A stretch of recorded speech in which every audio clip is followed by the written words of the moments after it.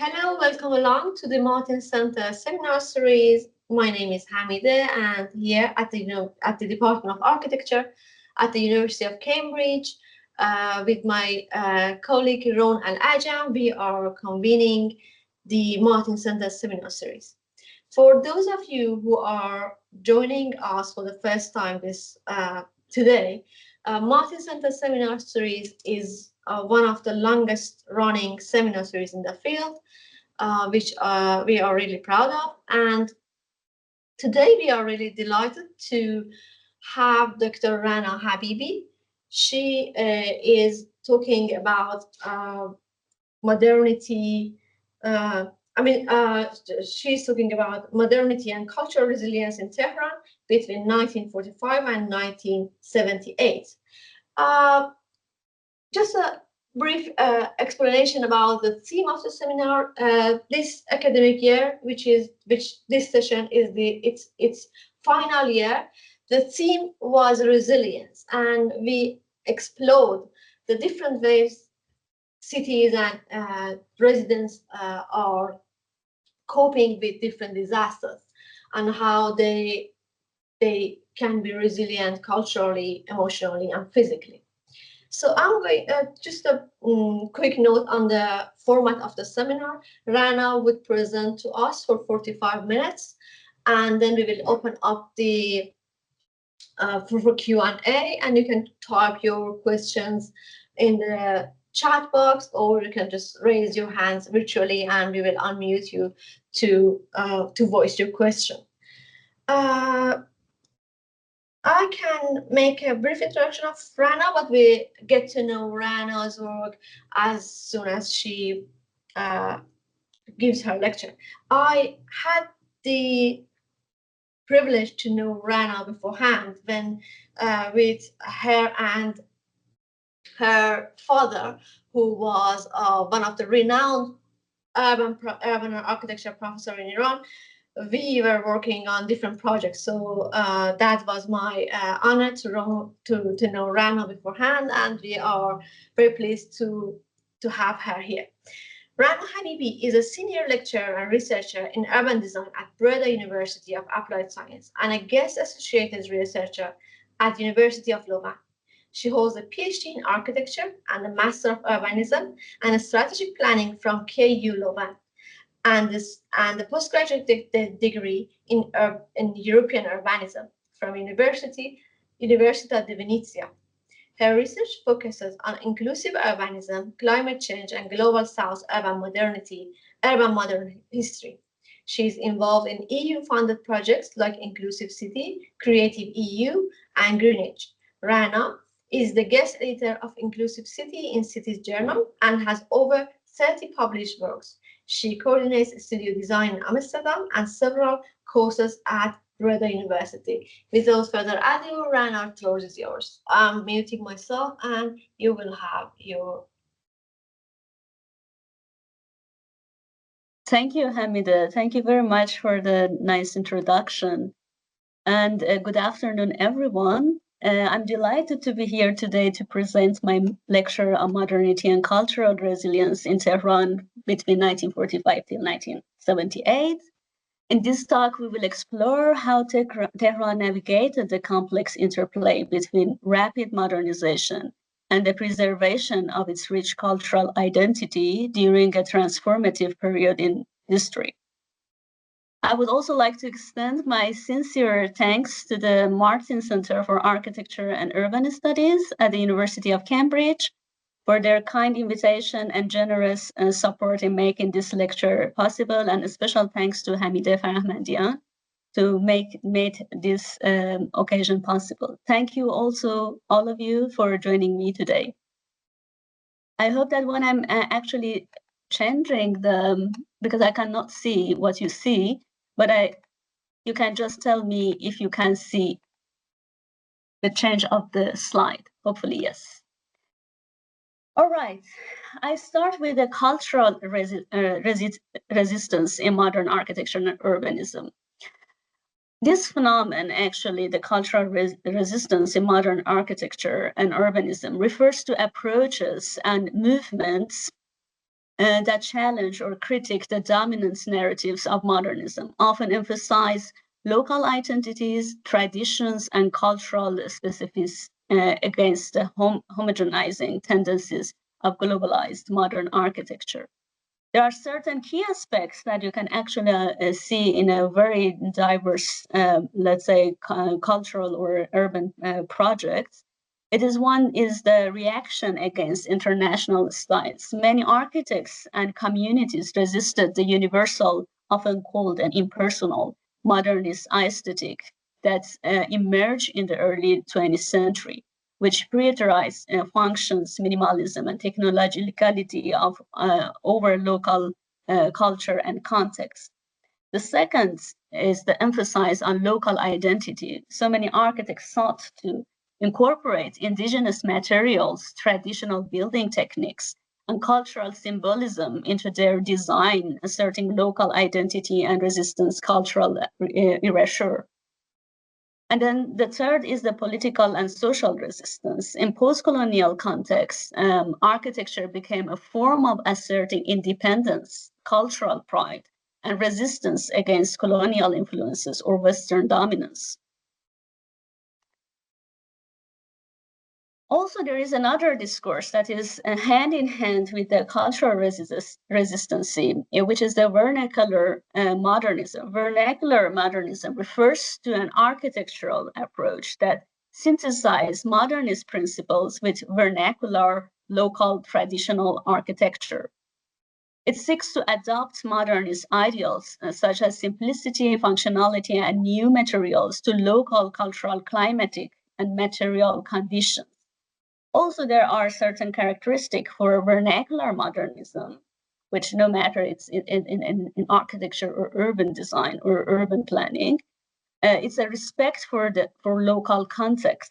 It incorporates regional materials and construction methods and architectural motifs. It has an innovative use of tradition. Modern forms are combined with traditional aesthetics and techniques, resulting in architecture that is both contemporary and rooted in local culture. The other characteristic is the sustainability and climate adaptation, often emphasize passive climate control and natural ventilation and local resource use, aligning with vernacular strategies.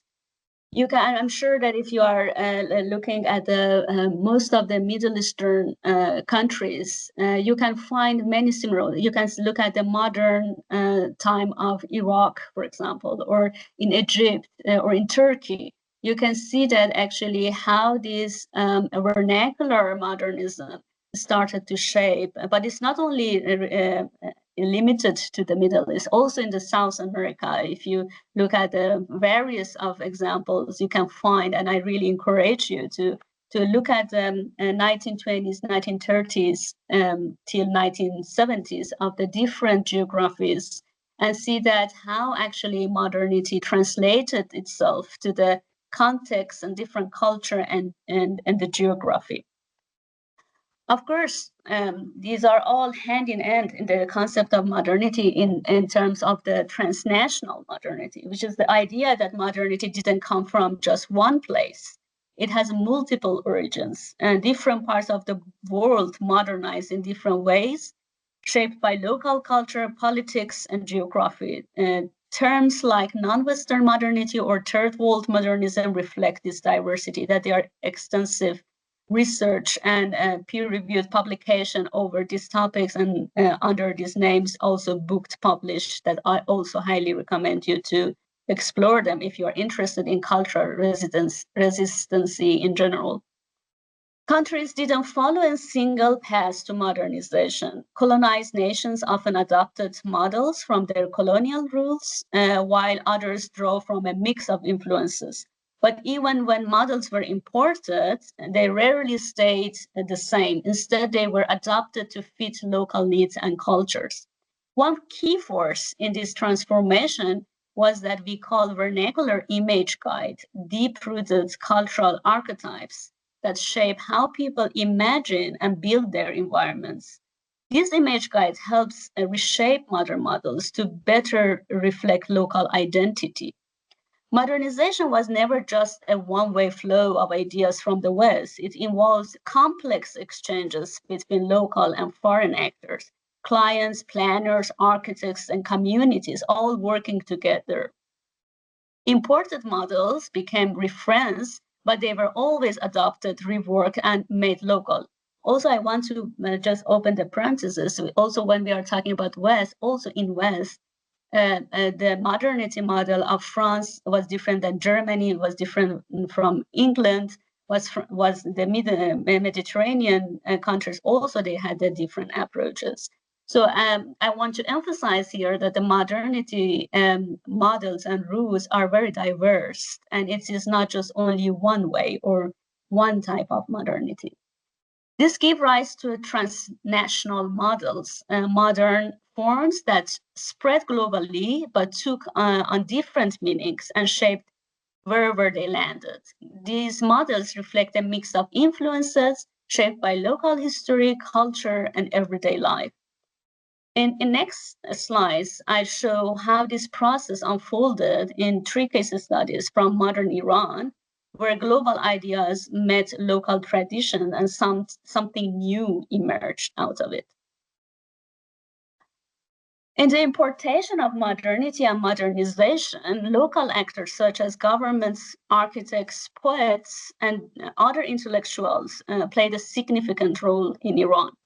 Reza Shah, the king of Iran during the early 20th century, clearly articulated the modernist vision of the state when he declared Iran should resume her life again and everything should be renewed. We want to have a modern Iran and a modern nation. We, as the central government, want to convert Iran into a European country. Tehran will be first modern city in Iran and will serve as a model for the other Iranian cities. In keeping with the morality of Iran, let us hold this sentence in our minds as our instruction. Iran should be mentally and somatically, outwardly and inwardly European oriented. So that was the spirit of early 1920s in Iran. So from the early 1920s, Iran's political agenda strongly focused on becoming modern, but this wasn't just about policy, it centered on transforming the built environment as well. So urban planning, modern housing, and city development became a key tools in the modernization effort. At the same time, Iran had a deep urban heritage going back over 1,000 years. So we had a large heritage of architecture, urbanism, making cities. So these traditional forms, what we call vernacular image guides, shaped how modernity was understood and applied in Iran. And 2 key archetypes defined Iranian urbanism. One is the Persian garden, and the other is the courtyard house.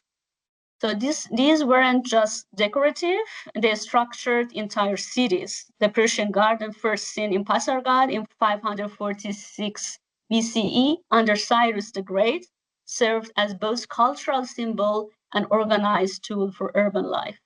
Later, the same garden concept helped shape modern housing in Tehran. This shows how Iran's modernization didn't erase tradition, but it evolved from it, blending the new and with it very deeply roots.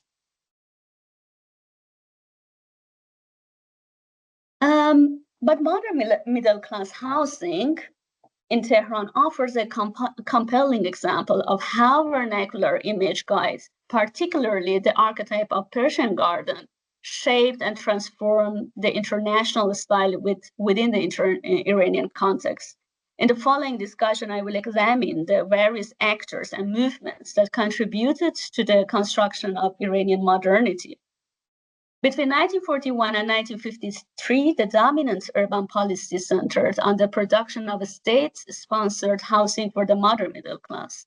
One major outcome of this approach was the emergence of new urban middle-class neighborhoods in Tehran. This modern middle class largely consists of government officials, small landowners, teachers, and non-bazaar merchants, with government employees making up the vast majority.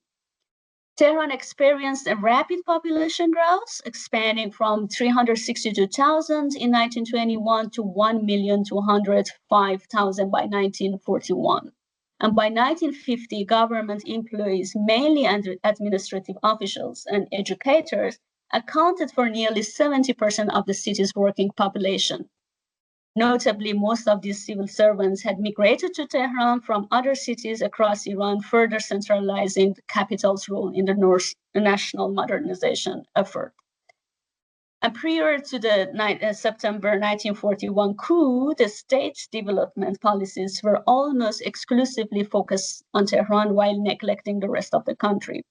And this centralization not only reinforced Tehran's symbolic and functional role as modern capital, but also intensified the influence of state-led planning and architecture in shaping modern Iranian urbanism, and specifically about the modern neighborhoods. Because there was this huge middle-class making nation required actually the big amounts of housing. So the housing was the main question at that time. The concept of the modern neighborhood units in Tehran was shaped by two main institutes, the Iranian Architect Diploma Association, which briefly we call them IADA, and the Construction Bank. So it was an association with architects and then the money provider, which was a bank, which actually, if you look at the modern time, it was a hand-in-hand institutes in most of the countries. So IADA was founded by 38 modernist architects, including Keyqubad Zafar and Ali Sadegh. These are the architects that actually were pioneer at that time. And senior members were trained in Europe, notably in the École de Beaux-Arts in Paris and Brussels, and often sent abroad by Reza Shah in 1928. So it was a part of the modernization process of nation modernization process. And junior members were the first graduates of the Faculty of Fine Arts at Tehran University, itself modeled on the Beaux-Arts system under André Godard.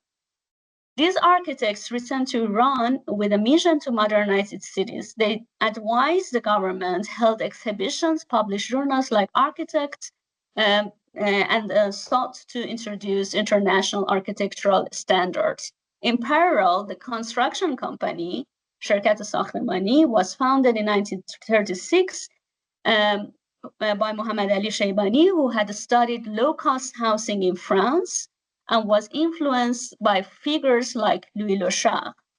Sheibani promoted neighborhood units designed to meet modern needs, comfort, hygiene, and efficiency.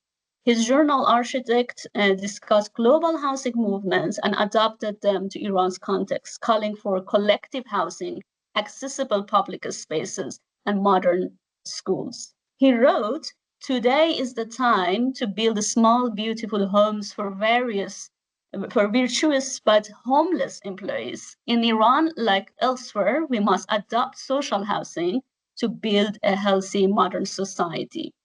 So you can see that from these statements that how they were really trying to find out, okay, we are overpopulated now, we want to modernize the country, and then what are the principles actually to making this modern neighborhood and provide houses for these modern citizens.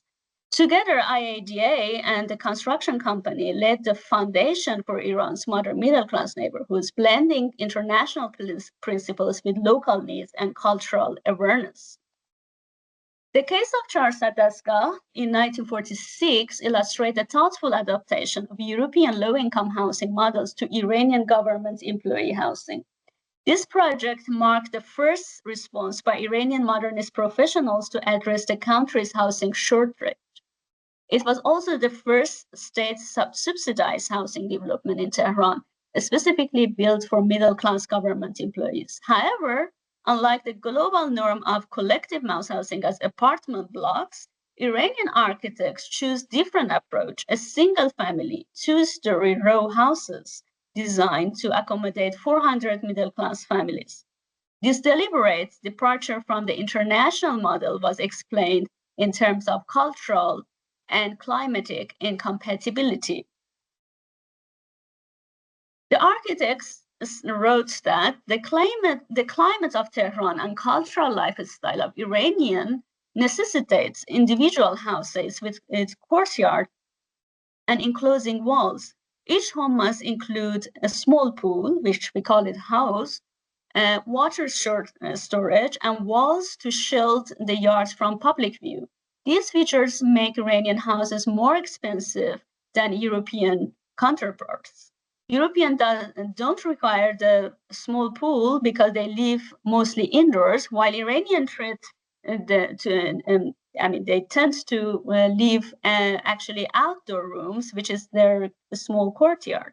And additionally, European cultural norms do not require the small level of privacy, the same level of privacy, allowing them to live in multi-story apartments and share communal facilities like kitchens and bathrooms. Consequently, their housing solutions are more cost-effective. At present, the apartment typology does not align with the Iranian way of life. We as architects must address the housing crisis by finding solutions rooted in our cultural context, rather than simply imitating European models.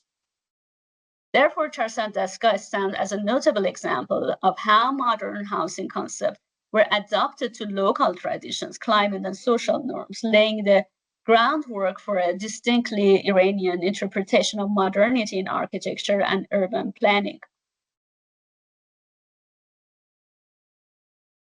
The architects proposed layouts of the pilot's mass housing project synthesize modern and traditional urban elements by combining the modern urban planning principles introduced in the 1930s with the courtyard houses as a prototype. Each urban block adhered to Tehran's grid logic, structured by intersecting straight streets. The block measured approximately 30 meters in width and 100 meters in length.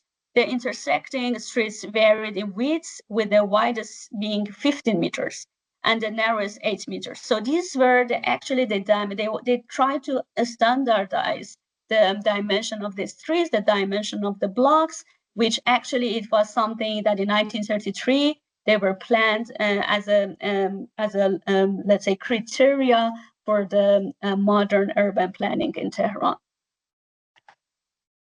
Simultaneously, the division of the plot, allocating 50% to the house and 50% to the courtyard, shaped the size of each urban block, mirroring the grid dimensions of the traditional neighborhood. So on the right, you can see the traditional block in Iranian cities context, and on the left, you can see the block system that they designed for Charsan Dastgah. So the point is that, so in the traditional context, the courtyard houses actually provide these voids for these blocks, while in the Charsan Dastgah, by put the like a back gardens together, they try to make the same actually void system that it existed in urban block. And at the same time, if you look at London, or if I look at in Brussels, these typologies actually exist, even today.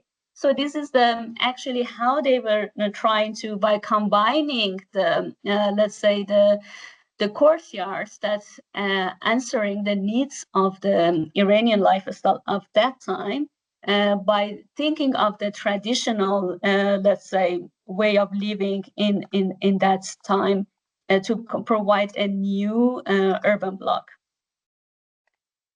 In line with these reforms, the architects of Charsan Dastgah introduced a new interpretation of the courtyard house, balancing aspiration of modern living with culturally specific Iranian housing tradition. This updated courtyard house model allocated the front portion of the built area. And also they started to think of that, how they can actually divide the plan. For example, you can see on the right-hand side that, for example, the private bedrooms were upstairs, but then the living room was within across the garden. The kitchen was underground. So they tried to actually make a miniature of the traditional Iranian houses in order to modernize it and still make it work for the, let's say, the cultural aspect of people.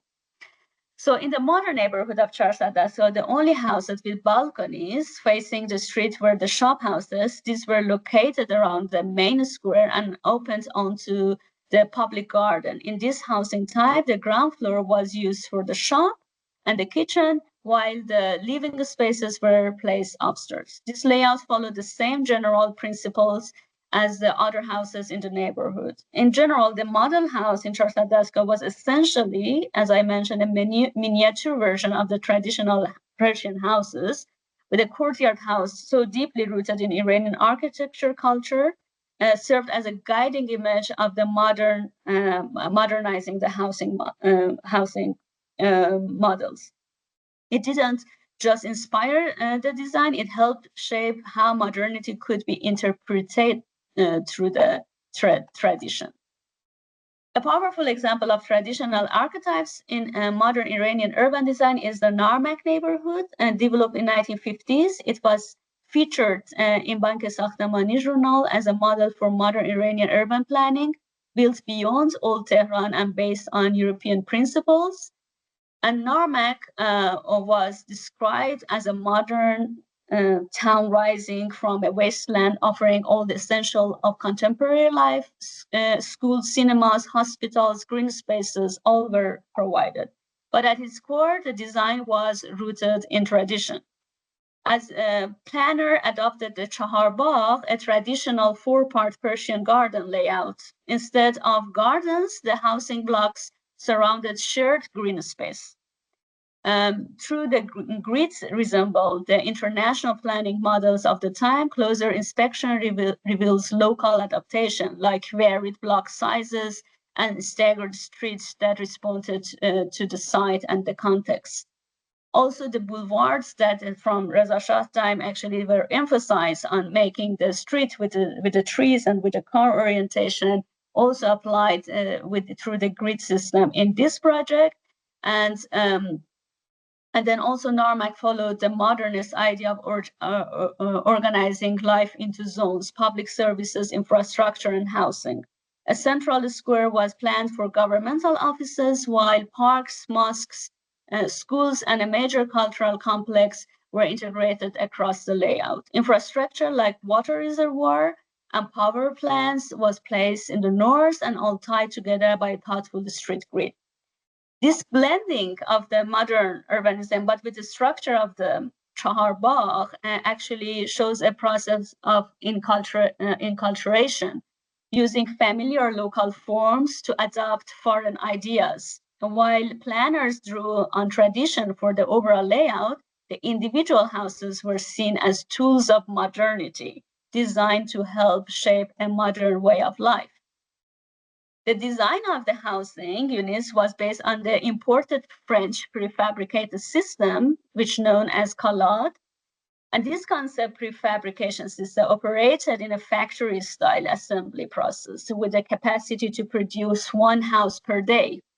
The architects proposed one-story semi-detached homes with private yards, offering typologies of 2, 3, and 4 bedrooms, constructed using a standardized plan measuring 110 by 440 meters. According to the Bank Sakhtamani journal, Calade was not only a system for standardizing housing construction, but was also considered representative of the beautiful and affordable modern house.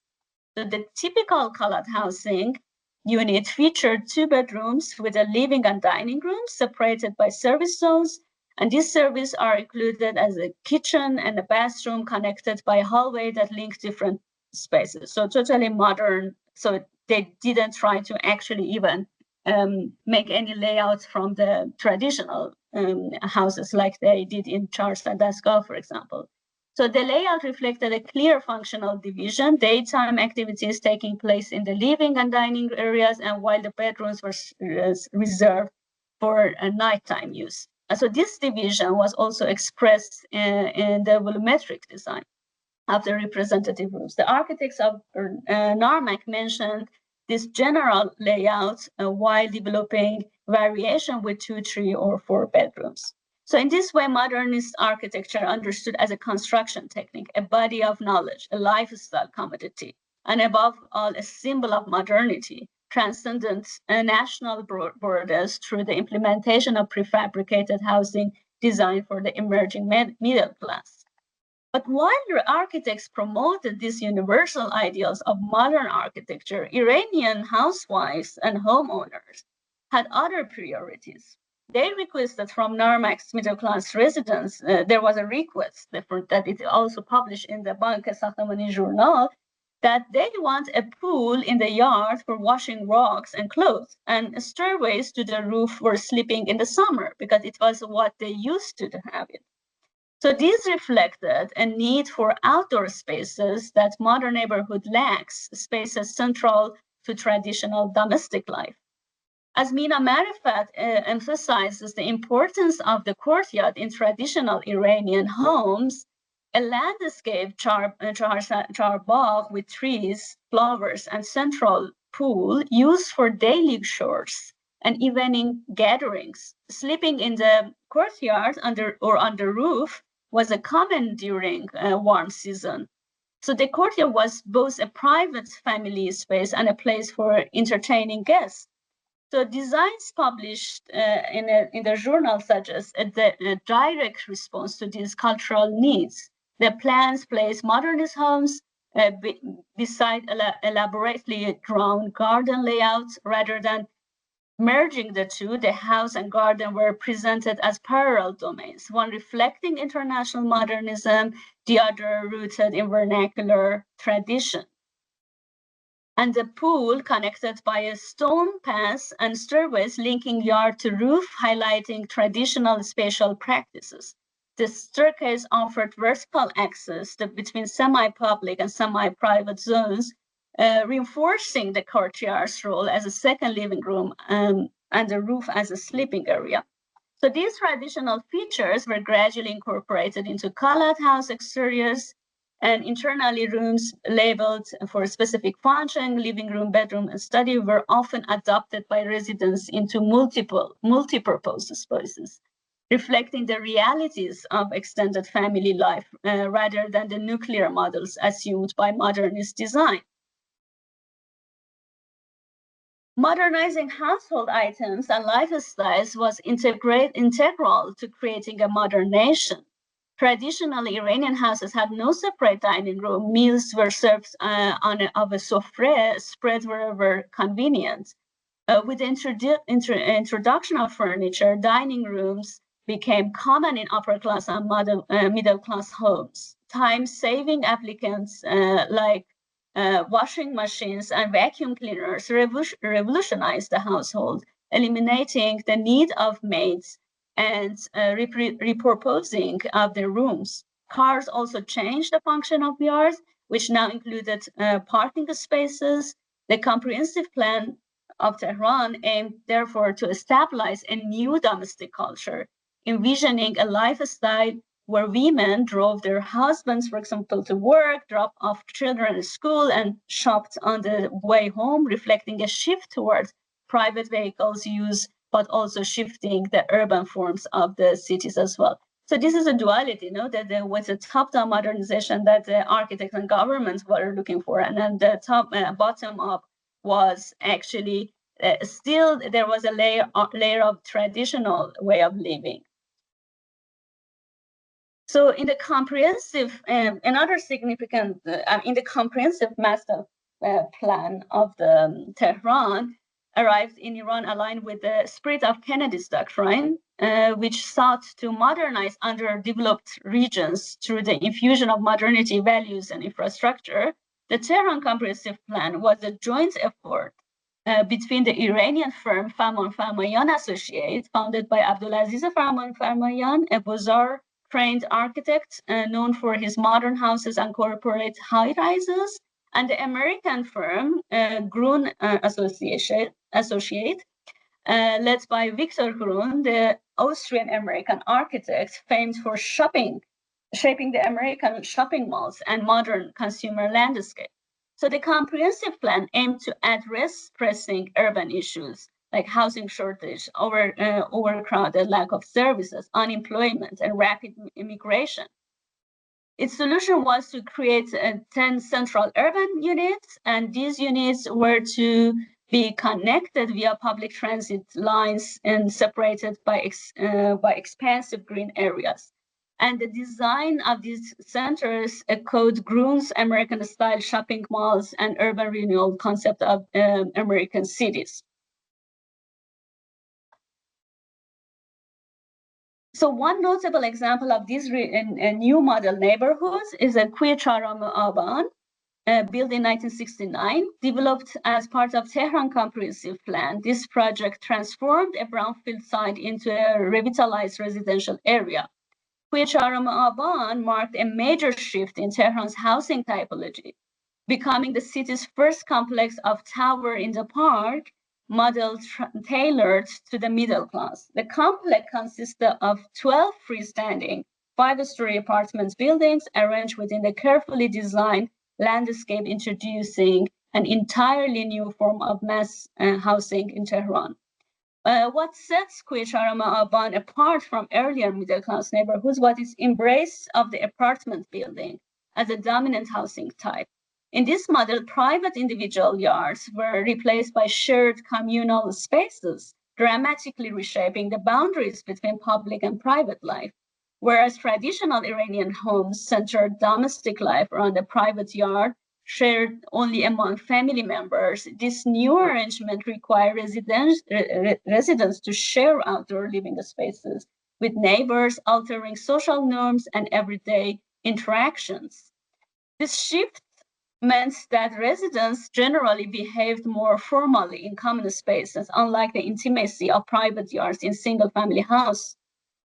Still, the collective outdoor environment fostered new patterns of community life and group activities. The southern portion of the complex was designated as a recreational and social center, including 2 football fields, 2 volleyball courts, and 2 swimming pools, and a family welfare center. This center offered a range of services such as kindergarten, literacy classes, a women's health clinic, and public library integrated within the large public park.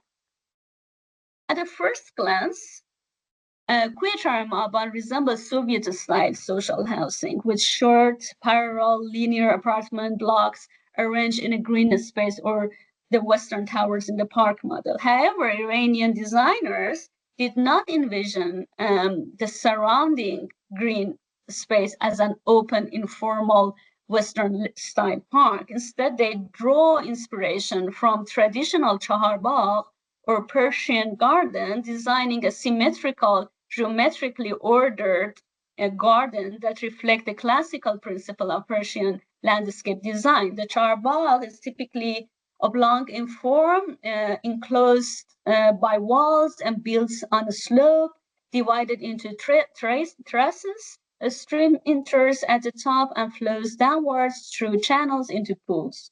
And terraces features pavilions and open areas and laid out geometrically, planted with trees and shrubs. Regular pathways structure the garden where rectangular symmetry dominates. In KU Leuven, these features were adopted in modernized form. Terraces and water channels are clearly visible. The garden's classical 4-part or tetravision was maintained through a combination of pathways and water features. In place of traditional pavilions, we have apartment building here, which integrated along with a new element, which is a parking space. So the elements of we still have the pocket greens, we still have the pavilions, but they are, instead of pavilions, we have the buildings, let's say, apartment buildings. And then the new component, which is added to that, is the space for parking. So parking spaces also added to this area. So each tetra combines this green area, residential block, and a parking space. The replacement of individual private yards with a shared collective garden transformed the morphology of the urban block itself. A super block measuring 250 by 250 meters was established where car-free zones were created to foster communal life. In doing so, the design introduced a new domestic culture within the framework of the charbagh. The result was a fusion of modern apartment living and automobile accessibility with a traditional archetype, an expression of plural imagination that blended ancient and modern national and international influences.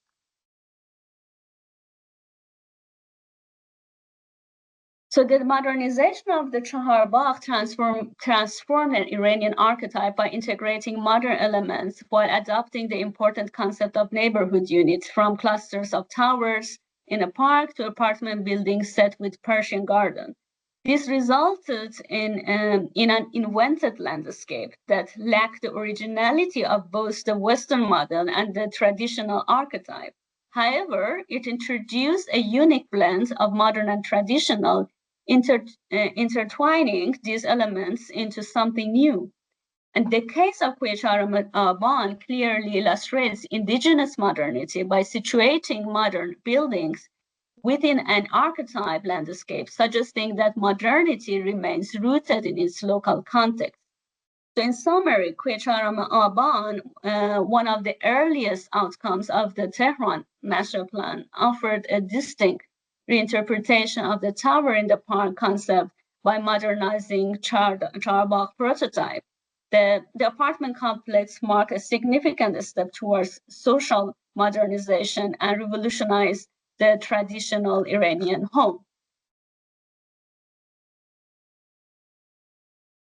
And then we are going to the conclusion, as we are actually also have only 1 minute left. The cultural resistance in modern urbanism involves challenging the universalizing the tendencies of modernism by emphasizing local identities and materials and the tradition. But also it shows that Iranian modernism often favored placing modernist buildings atop archetype landscape. And these landscapes embodied identity, culture, and civilization, while modern technology and architecture symbolized modernization, internationalization, and contemporary life. And the charbagh as a primary urban structure appeared in new cities outside Tehran, such as New Shushtar and Isfahan, designed by architects like Kamran Diva and Hadi Miran in late 1970s. This reflects how some Iranian modernist architects embraced the charbagh both as the core of Iran's urban tradition and as a foundation of urban modernization. As a system of land engineering and the historic archetype, the charbagh was central to housing modernization in Tehran. Revisiting the garden as a model for future urban development or regenerating existing morphologies could be also at this time valuable in addressing and mitigating future environmental challenges.